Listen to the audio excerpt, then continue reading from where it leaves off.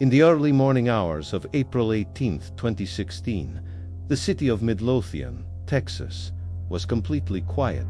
Most people were asleep. The streets were empty. But inside the Creekside Church of Christ, someone was moving through the darkness. Slowly, deliberately.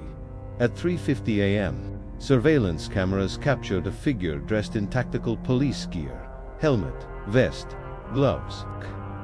The person walked through the church hallways with an unsettling calm, carrying what appeared to be a hammer or a pry tool. This was not a patrol. This was not law enforcement.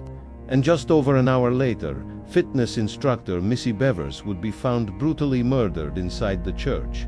She was 45 years old, a mother of 3, and she had arrived early to prepare for her morning fitness class. She never left the building alive. Missy was known in her community as energetic and positive.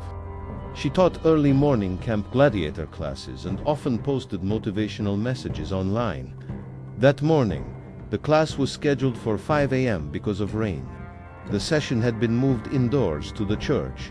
Security footage shows Missy arriving at 4:18 a.m. less than 30 minutes later. She was dead. Before we continue, help the channel, subscribe and leave your like. What makes this case especially chilling is what investigators already had video of the suspect inside the building before the murder.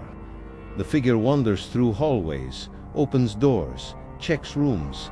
At one point, they strike doors and walls with their weapon, not in panic, but almost casually. There is no rush, no visible fear of being caught.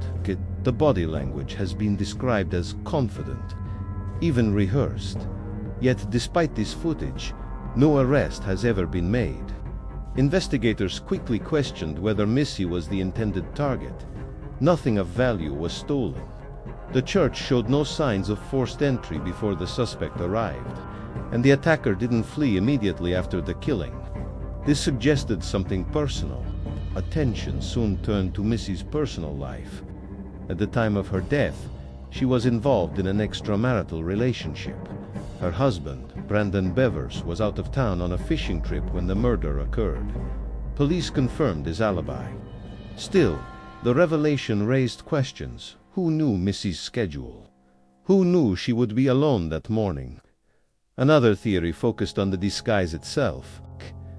Experts noted the suspect's unusual walk, a slight limp or unnatural gait. Some speculated it could be a woman. Others suggested an old injury. Even today, analysts disagree. Is the walk genuine or part of the disguise? In the years that followed, new theories continued to emerge. One suggested the suspect may have been someone connected to law enforcement, or at least familiar with police gear. Another theory proposed a targeted ambush, with the killer waiting inside the church long before Missy arrived. And then there's the possibility investigators rarely talk about publicly, that the murder may have been a case of mistaken timing. That Missy arrived earlier than expected, and crossed paths with someone who never planned for a witness. Despite national attention, countless tips, and extensive video analysis, the case remains unsolved. The figure in tactical gear has never been identified.